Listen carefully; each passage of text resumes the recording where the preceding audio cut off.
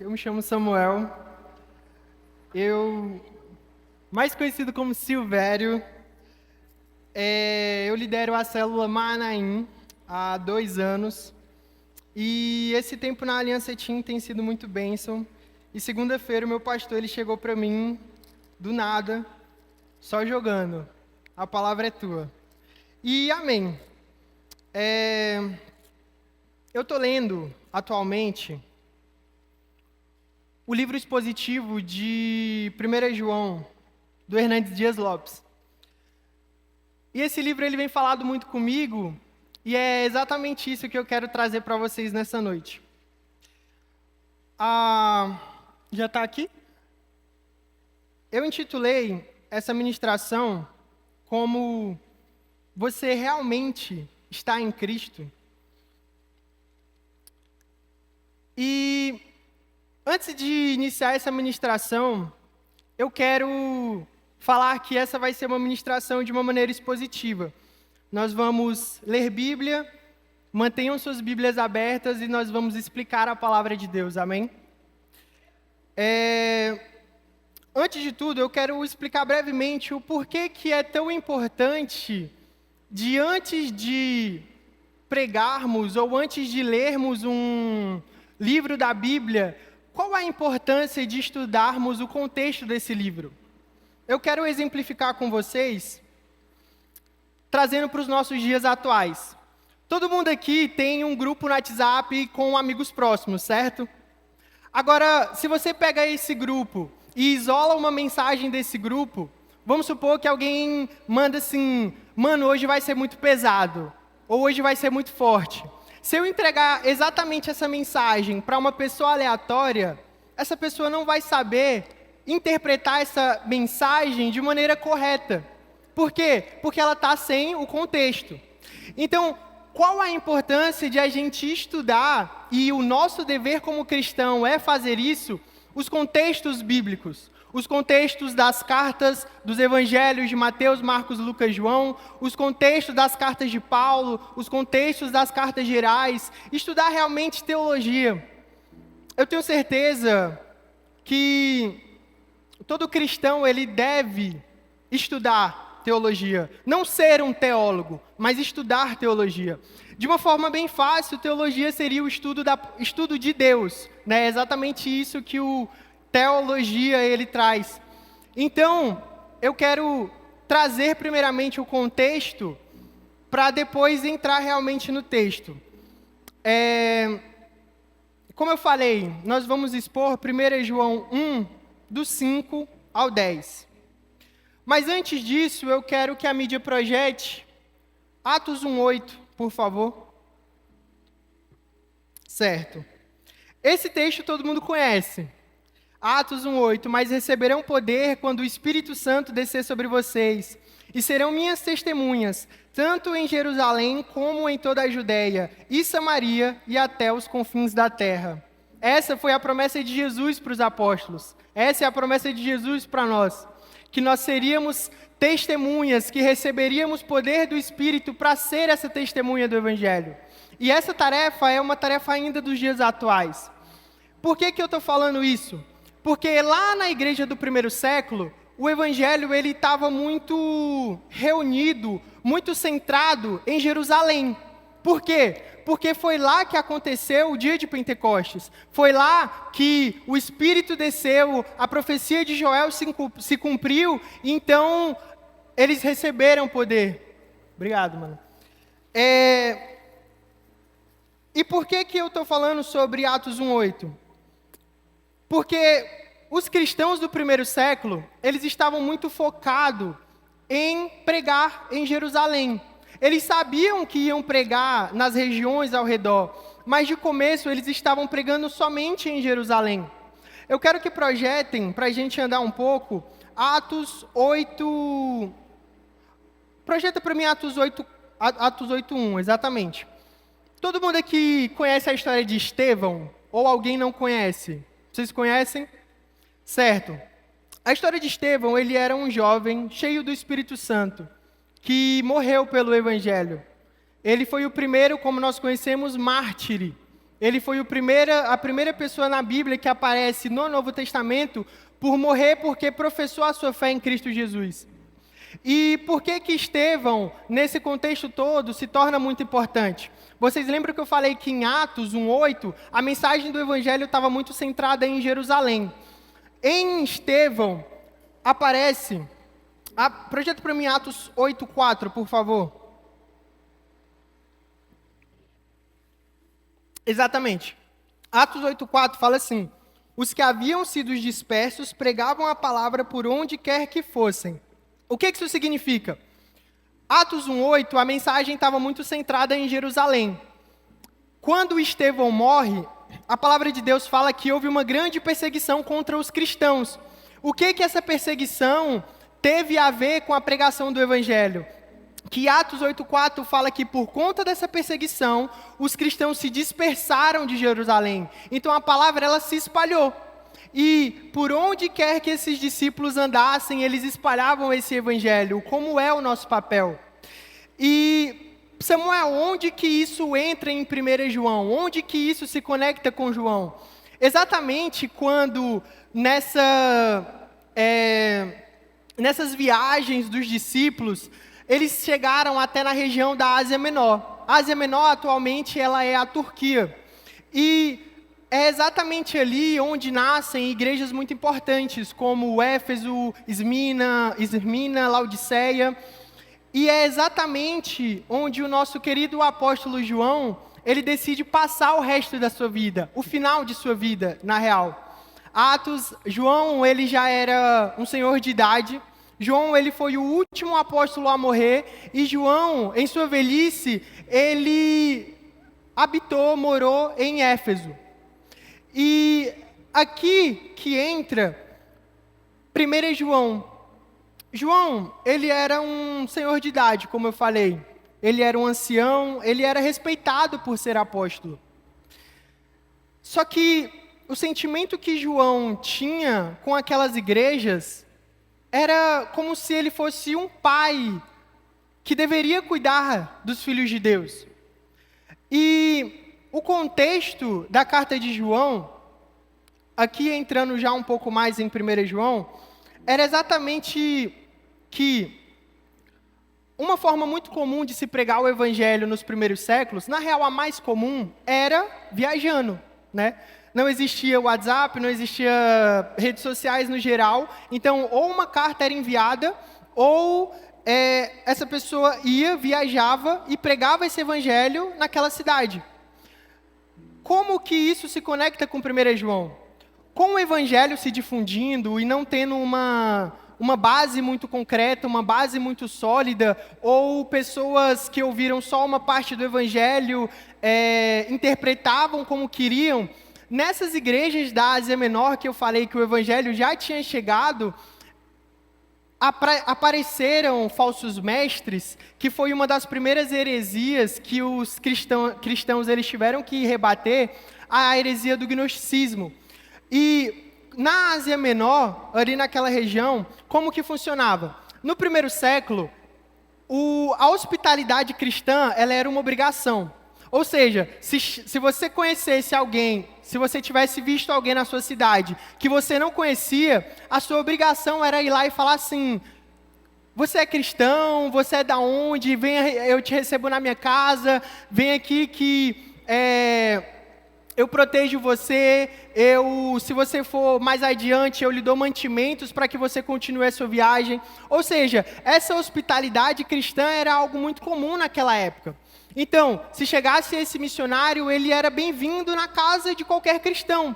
Só que o que aconteceu? Exatamente nesse momento, falsos mestres, eles começaram a entrar na casa desses verdadeiros cristãos e plantar heresias. A heresia do gnosticismo, ela trouxe consigo duas principais ideias. A primeira era que Cristo não teve um corpo encarnado. Jesus, ele não era o Cristo. E quando a gente tira Jesus e tira Cristo, separa essas duas pessoas, o evangelho ele acaba. Porque se Jesus ele morre e ele não é o Cristo, não houve perdão de pecados. Se Jesus ele morre e ele não era o Cristo, a conta ainda não foi paga. Então, quando a gente tira essa base central do evangelho, não tem como isso permanecer de pé. E a segunda heresia que eles difundiram muito era que eles tinham um entendimento na mente de que eles receberam essa graça, mas essa graça não transformava a vida deles. Então, o que eles faziam? Eles se separavam. Para eles estava tudo bem você se dizer cristão e viver uma vida de pecado. Isso, quando nós trazemos para os nossos dias atuais, se parece muito, porque o que mais nós vemos é pessoas que se dizem cristãs, mas que não professam essa religião, esse cristianismo nas suas atitudes. Então, entendendo até aqui que lá em Atos, o evangelho estava muito centrado em Jerusalém. Com a morte de Estevão morrendo, começou uma perseguição muito grande contra esses cristãos. Esses cristãos, por onde eles iam, eles espalhavam esse evangelho, mas por essa dispersação do evangelho também vieram suas dificuldades, que é as heresias que eu falei aqui. Então, no contexto de 1 João, é exatamente aqui que entra.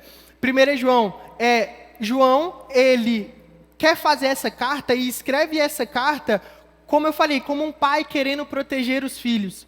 E é exatamente onde entra o título dessa mensagem. Você realmente está em Cristo? Eu quero ler 1 João com vocês e ao longo da mensagem, eu quero que essa mensagem, ela ou traga segurança para o coração de vocês e realmente vocês falem assim, glória a Deus, eu estou guardado em Cristo Jesus. Ou, por outro lado, eu quero que essa mensagem traga um temor e um entendimento na mente de vocês de que, meu Deus, eu não estava em Cristo. Meu Deus, eu estava vivendo uma vida de enganação e eu preciso me arrepender dos meus pecados. Então, vamos lá, ler comigo 1 João 1, do 5 ao 10, por favor.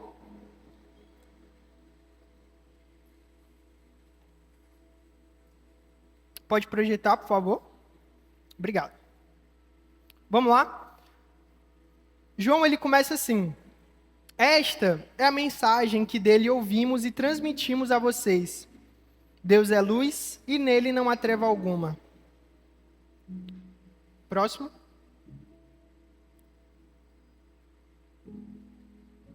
Se afirmarmos que temos comunhão com ele, mas andarmos nas trevas, mentimos e não praticamos a verdade. Se, porém, andarmos na luz como ele está na luz, temos comunhão uns com os outros e o sangue de Jesus, seu Filho, nos purifica de todo pecado. Se afirmarmos que estamos sem pecado, enganamos a nós mesmos e a verdade não está em nós. Se confessarmos os nossos pecados, ele é fiel e justo para perdoar os nossos pecados e nos purificar de toda injustiça. Se afirmarmos que não temos cometido pecado, fazemos de Deus o mentiroso e a sua palavra, ela não está em nós. Antes de começar a expor esse texto, vamos orar mais um pouquinho, por favor, curvem suas cabeças. Espírito Santo de Deus, meu Pai, nós nos rendemos à sua poderosa palavra, Deus. E Espírito Santo, o que nós queremos é que essa mensagem toque aos nossos corações.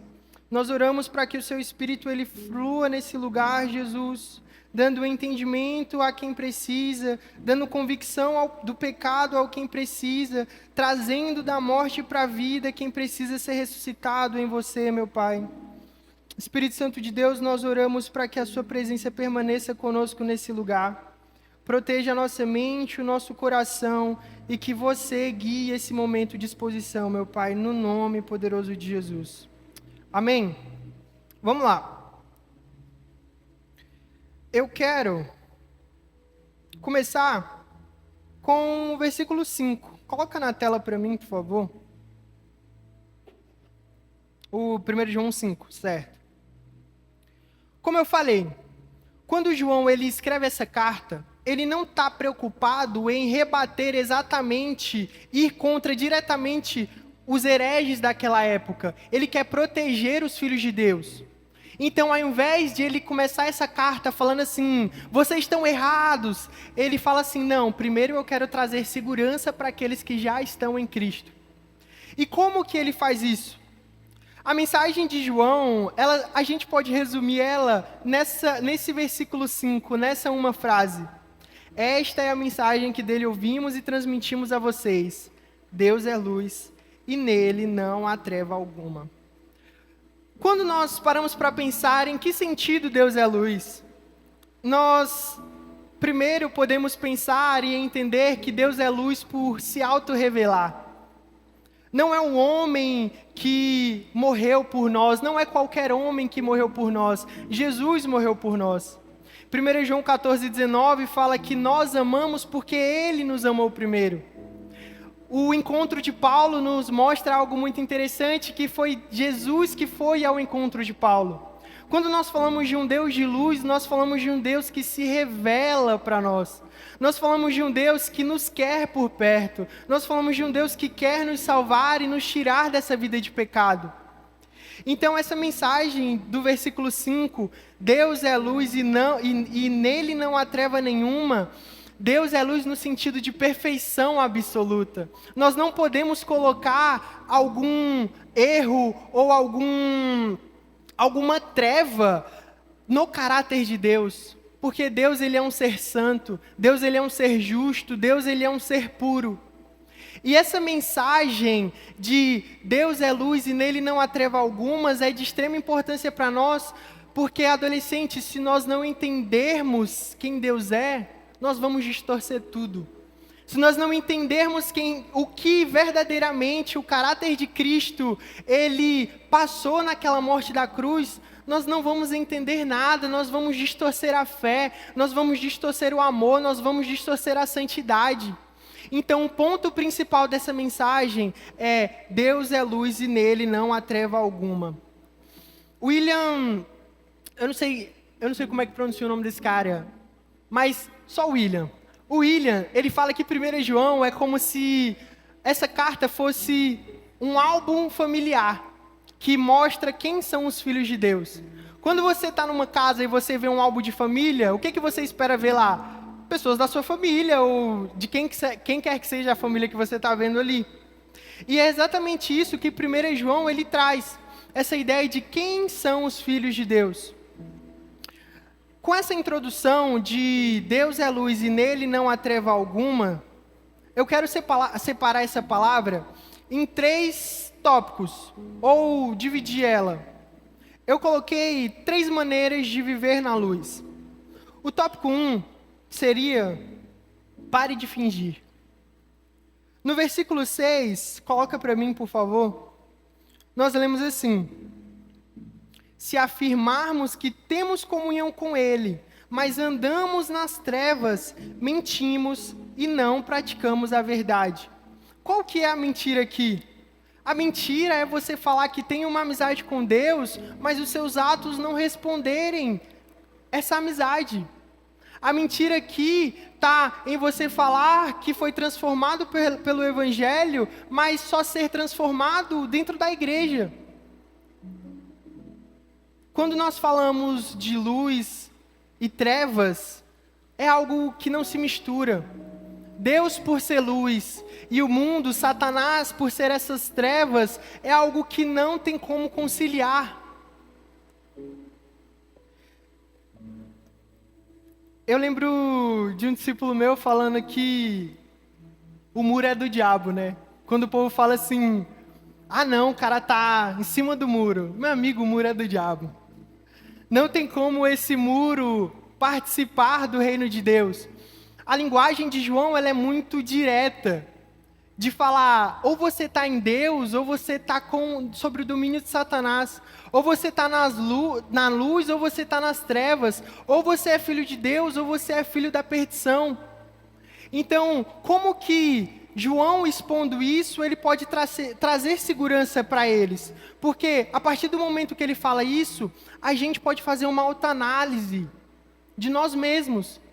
E falar assim: se afirmarmos que temos comunhão com Ele. Adolescente, você tem afirmado para os seus amigos, você tem afirmado para a sua família que você tem comunhão com Deus? E se a resposta é sim, primeiramente, glória a Deus por isso. Mas se essa resposta que você está dando não corresponde com a sua forma de viver, sabe o que João está falando para você? que você está mentindo. E isso tem que gerar um temor dentro do nosso coração, porque o Evangelho ele traz essa transformação consigo. A mensagem do Evangelho, Paulo ele fala que nós estávamos mortos nos nossos delitos e pecados. O entendimento do Evangelho é que nós ressuscitamos quando cremos em Cristo Jesus. Então, como que um vivo que era morto, não tem nenhuma mudança? Nós não podemos viver utilizando uma máscara. Porque, no final das contas, quem a gente está enganando? A gente não está enganando a Deus. A gente está nos enganando a si mesmo. A gente pode estar enganando pessoas. A gente pode estar enganando o nosso líder. A gente pode estar enganando o nosso pai. A gente pode estar enganando o nosso supervisor. Mas são pessoas que, no fundo, quem vai trazer a salvação não é elas, é o próprio Jesus Cristo. E, meu amigo, para Ele você não pode mentir. Para Ele você não pode falar que, Cristo, eu estou em você, mas você não está, Ele sabe. Eu quero aplicar para a gente fazer uma autoanálise da gente. Quando nas suas redes sociais, Aliança Team, como que você é? Você é realmente uma pessoa cristã? Ou nas suas redes sociais, no seu close friends, você posta coisas que o seu líder não pode estar ali? Você posta coisas ou acessa coisas que o seu pastor não pode ver que você acessou? Quando nós falamos na escola, será se o evangelho que professamos seguir, ele tem gerado transformação dentro da nossa escola? Será se o grupo de amigos de vocês, quando alguém fala que você é crente, ele realmente afirma isso ou fala assim, ele é crente? Misericórdia. De qual igreja? Que eu não quero ir lá não. Então, quando nós trazemos isso para dentro da nossa casa, adolescente, será se você tem sido obediente aos seus pais? Será se você tem honrado a sua família? Eu tenho certeza que muita gente aqui, para a glória de Deus, o pai e a mãe conseguem dar uma boa condição a vocês. E glória a Deus de verdade por isso. E adolescente, você que só estuda, e só faz isso, no sentido de que o seu foco nesse momento da sua vida é estudar, e você não está estudando, você está desonrando o esforço da sua mãe, o esforço do seu pai, você está em pecado.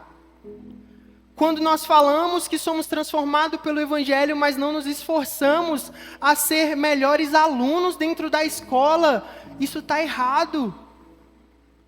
Quando você se coloca no lugar de Cristo e fala assim, Jesus, ele não se esforçaria naquela prova. Jesus, ele colaria. Então, para a gente aplicar esse versículo 6, se afirmarmos que temos comunhão com Ele, mas andamos nas trevas, mentimos e não praticamos a verdade. Adolescente, isso é muito sério, porque isso está falando do seu estado espiritual. Isso está falando de uma condenação eterna ou de uma salvação eterna. Então, com essa autoanálise que você fez, será se o Evangelho realmente lhe alcançou? Será se realmente você está em Cristo? E aqui, eu não estou falando de pessoas que estão lutando para andar em santidade. Eu não estou falando aqui de pessoas que realmente têm dificuldade em certa área, cai nessa área, mas está lutando. Não, eu não estou falando. Se você está nesse caminho, você está no caminho certo. De lutar, de tropeçar, mas de levantar e continuar caminhando. Eu estou falando daqueles que não ligam. Eu estou falando daqueles cristãos que falam que são, mas a vida está toda bagunçada.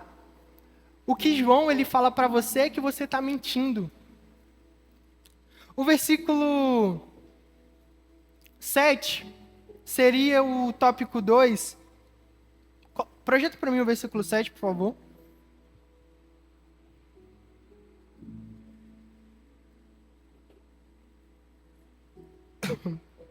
Eu vou ler na minha Bíblia. Fala assim: se, porém, andarmos na luz, como Ele está na luz, temos comunhão uns com os outros, e o sangue de Jesus, seu Filho, nos purifica de todo pecado. O tópico 2, a gente pode intitular como a vida em Cristo traz amizades verdadeiras e purificação dos pecados. Mais uma vez, se porém andarmos na luz como Ele está na luz, mantemos comunhão uns com os outros e o sangue de Jesus, seu Filho, nos purifica de todo pecado. Se vocês verem como esses 5 versículos são organizados por João, ele conta a mentira e conta uma verdade. Então vai ser assim durante esses 5 versos. Nesse momento ele está falando a verdade. Que se nós estamos andando na luz, se nós falamos que somos cristãos, e a nossa vida, ela realmente traz essa mudança moral, essa mudança ética, isso é uma boa notícia. E se você se encontra nesse quadro, glória a Deus pela sua vida, continue assim. E se a gente perguntar, Samuel, o que é andar na luz? Porque aqui está falando, se andarmos na luz como Ele está na luz. Andar na luz, a gente pode falar que é ser sincero, transparente.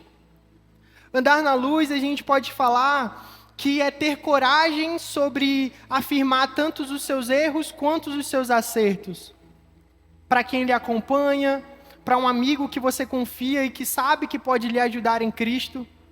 Andar na luz é entender que na caminhada cristã nós não estamos sozinhos. É não ter medo que a luz de Deus, ela entre no seu quarto. É não ter medo que a luz de Deus entre na sua casa. É não ter medo que a luz de Deus, ela realmente te transforme. Estar na luz é estar coberto pelo sangue de Jesus. Estar na luz é confiar no sacrifício de Cristo e saber que o que você creu, ele realmente se manifesta em obras. Ele realmente se manifesta falando que a sua fé é verdadeira. Como o João ele falou, o resultado de andar na luz, ele fala primeiro, se porém andarmos na luz como Ele está na luz, temos comunhão uns com os outros. O que significa isso? Significa que a graça de Deus, ela traz resultados para a nossa vida. Significa que o sacrifício de Cristo, ele traz resultados visíveis, palpáveis para a nossa vida. E um deles, meus amigos, é uma amizade genuína dentro da igreja. E a igreja que eu falo, tanto não é o templo em si, mas é o corpo de Cristo. Quando nós paramos para pensar em irmãos odiando irmãos dentro da igreja, quando nós paramos para pensar que muitas vezes nossa igreja se parece com a igreja de Corinto, todo mundo escolhendo um lado, falando que eu sou de Pedro, eu sou de Paulo, não, eu sou de outra pessoa. Uma igreja totalmente desestruturada. Isso não é um verdadeiro evangelho. Isso mostra falhas no nosso evangelho. Porque João, ele me afirma que se eu estou em Cristo, eu tenho uma amizade genuína, eu tenho uma amizade verdadeira com os meus irmãos em Cristo. Paulo, ele fala, acho que em Colossenses, para servirmos de suporte para os nossos irmãos. Ele fala, suportem uns aos outros. E aqui, suportar não é... estou suportando ele ali. Não, suportar é servir de suporte, é fazer o que esse ferro está fazendo com esse pedaço de madeira. Ele se coloca embaixo para sustentar aquele irmão. Então, quando nós falamos de andar na luz, nós estamos falando de ter comunhão verdadeira. Existe uma diferença quando a gente fala de comunhão verdadeira e cumplicidade. Cumplicidade no contexto jurídico. Porque se alguém foi cúmplice de um crime, é ruim, né? Ou é porque ele estava lá e viu e agora vai ter que depor, ou enfim, ele ajudou o cara a fazer alguma coisa. Então eu quero trabalhar nesses 2 termos, comunhão e cumplicidade, nesse contexto. Onde a graça de Deus ela chega, as amizades também elas são transformadas. E isso é algo que nós podemos aplicar para a nossa vida. Adolescentes, quando vocês olham para as amizades de vocês, essas amizades, elas te trazem mais para perto de Cristo? Elas te impulsionam verdadeiramente a viver o Evangelho? Ou elas te afastam de Jesus? Quando você está na escola, será se quando você sai da escola você tem que pedir perdão para Deus porque você passou a manhã falando besteira? Porque você passou a tarde falando besteira? Paulo ele fala que nenhuma palavra torpe saia da nossa boca e que que gracejos imorais não saiam também de dentro de nós.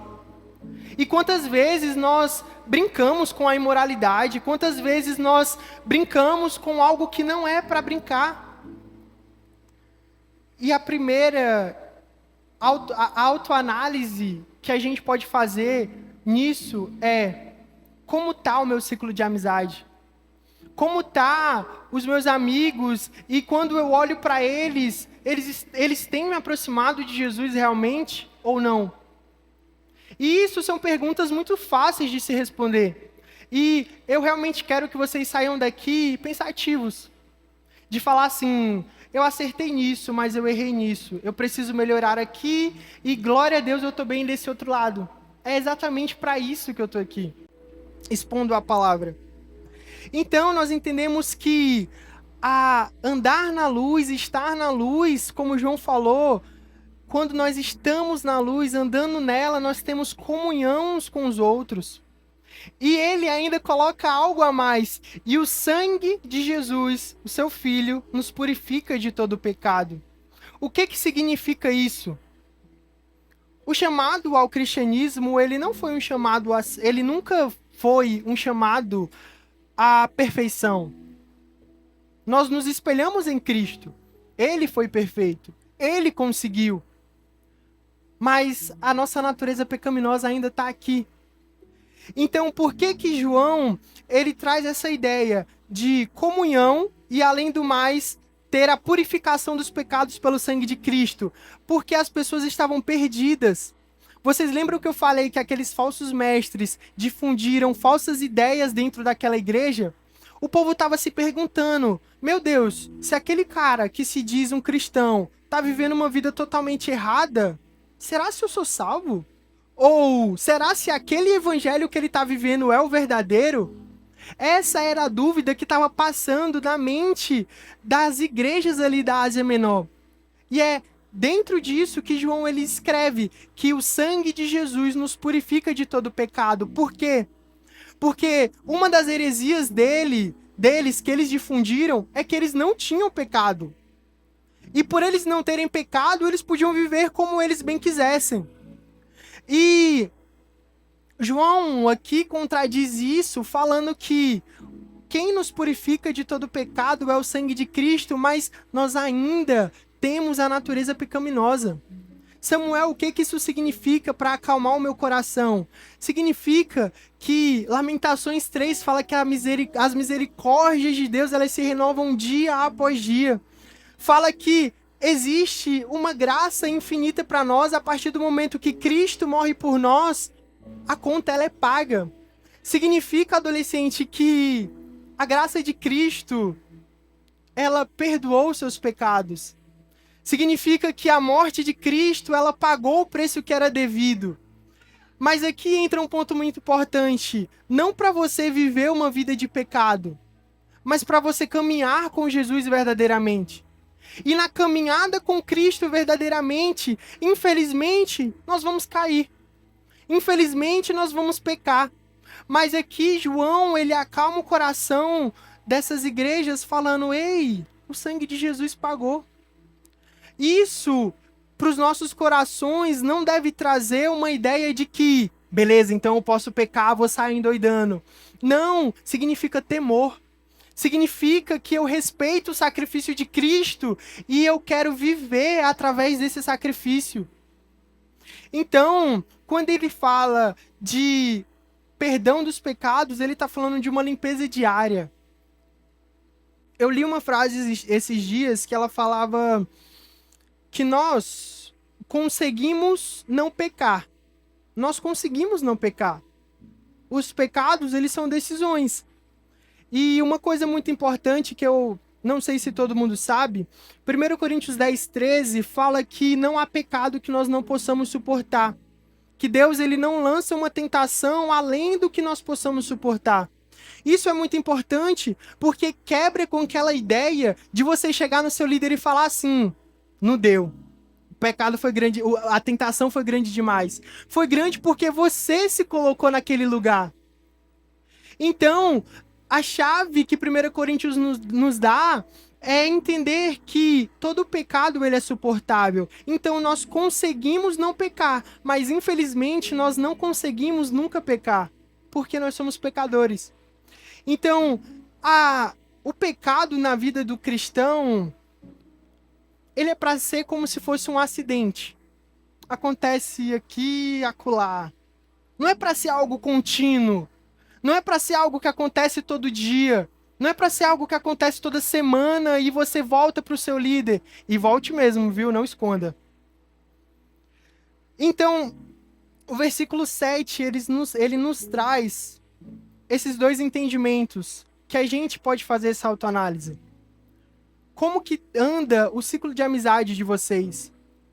E além disso, trazer um conforto para o coração de vocês, para o meu, de que nós continuamos pecadores, mas a graça de Cristo ela nos basta, porque Ele pagou. Indo para o versículo 8 ao 10, pode colocar no telão para mim, por favor?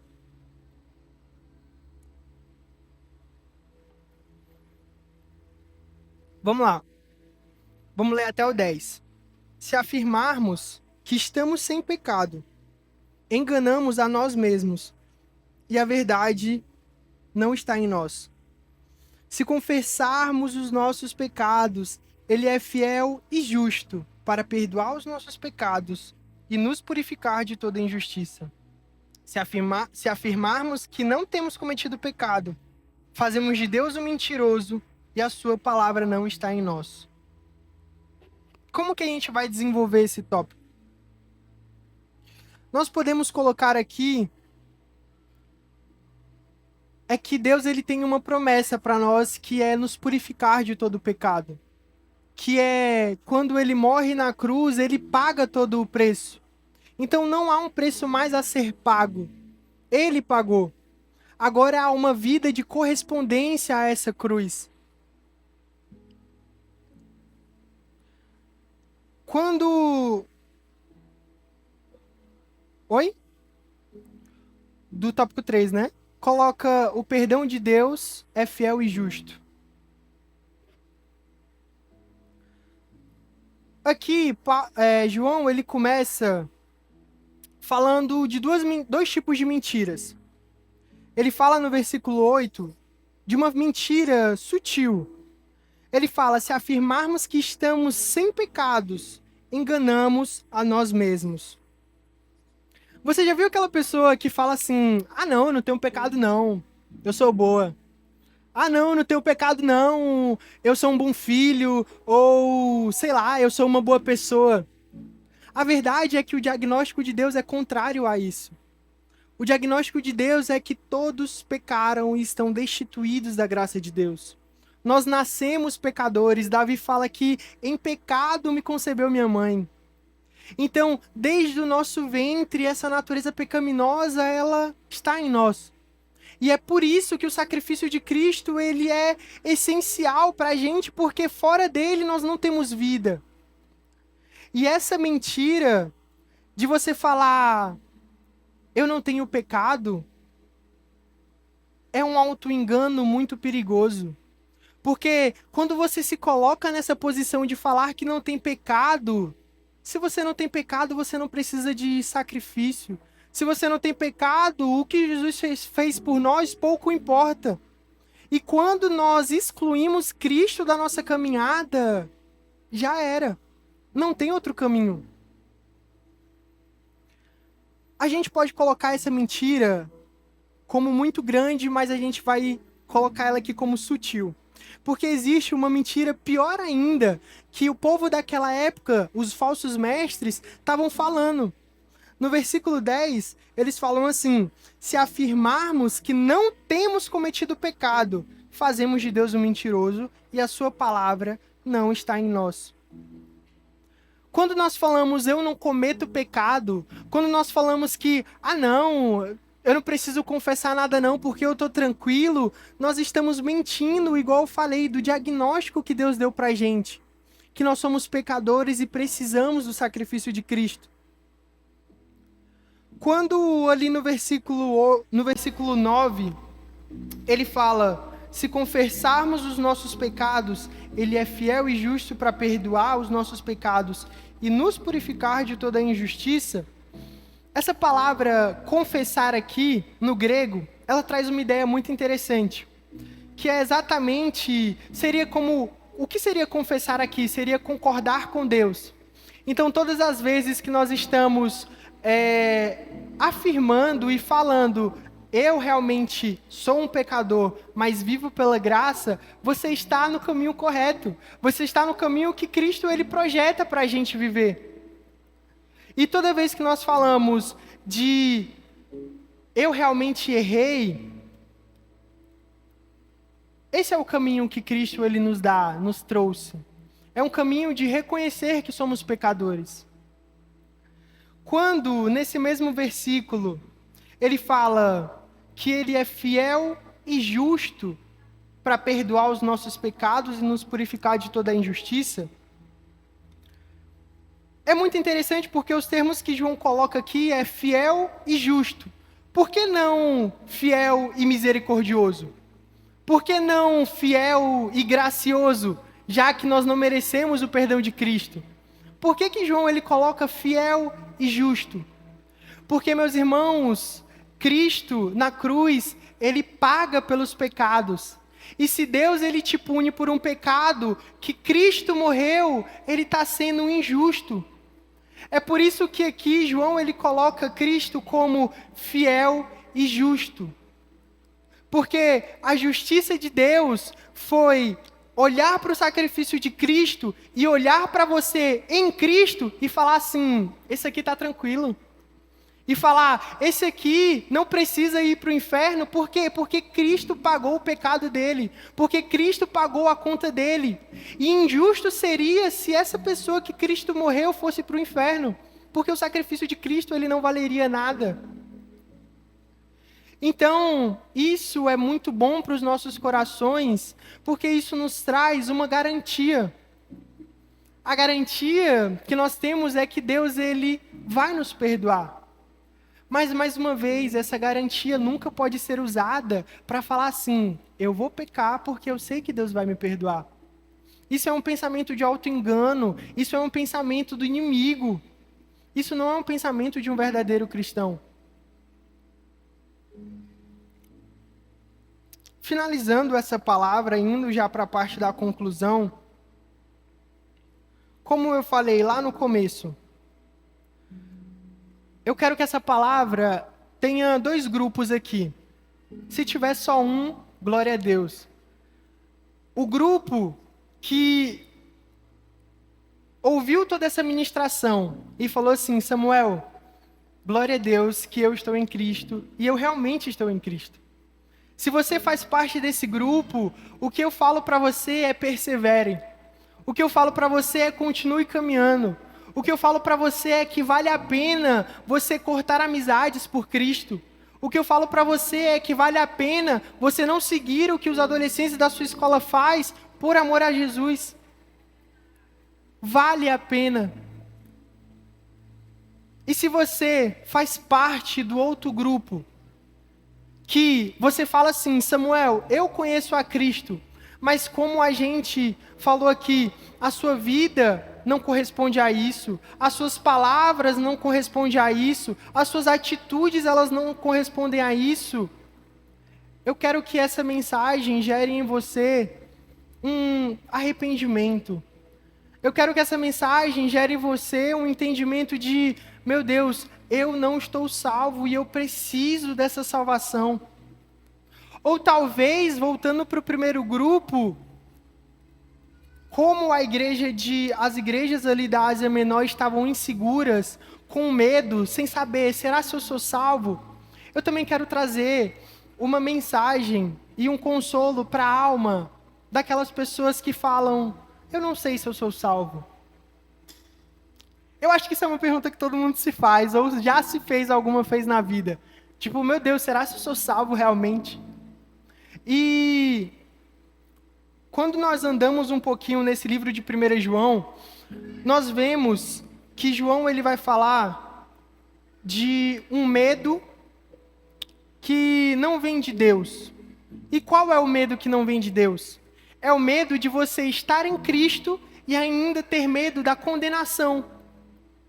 É o medo de você acreditar no sacrifício de Jesus, mas mesmo assim poder imaginar que você pode ou vai para o inferno ou não está em Cristo. João ele fala lá mais para frente que esse tipo de medo, ele é um amor que não está aperfeiçoado.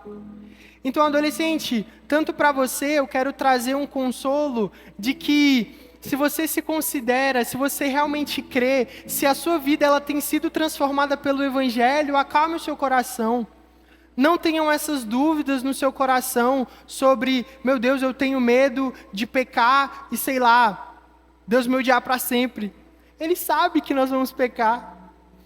E é por isso que o sacrifício de Jesus ele é tão grandioso, porque ele paga toda essa conta. Aqui, como eu falei, podem existir vários grupos. E eu quero que você saia daqui com uma certeza de falar assim, eu estou vivendo aqui. No tópico 1, nós falamos sobre a mentira da hipocrisia. Aquelas pessoas que falam que estão em Cristo, mas essa vida não corresponde a essa crença. Será se você finge que você é um cristão na igreja, porque é fácil ser um cristão aqui, sendo que todo mundo está aqui louvando, dando glória a Deus? É fácil você se camuflar, é fácil você colocar uma máscara.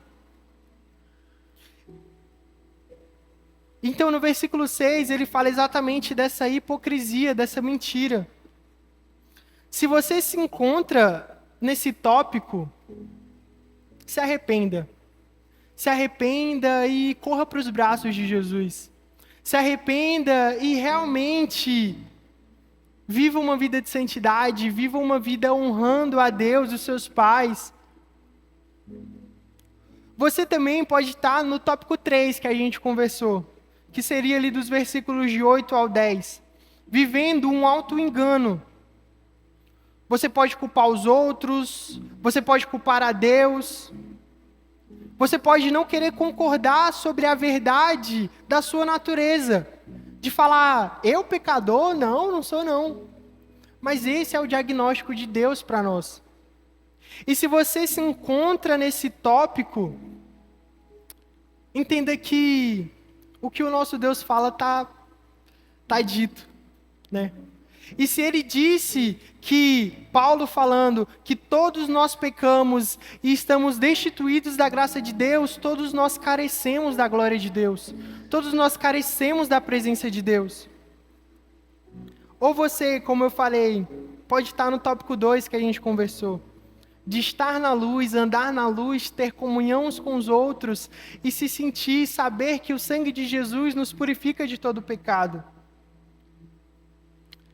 Então, adolescentes, essa palavra, ela é para trazer luz onde você se encontra na sua caminhada cristã. Trazer luz sobre, meu Deus, eu estava vivendo um auto-engano ou eu estava vivendo uma mentira.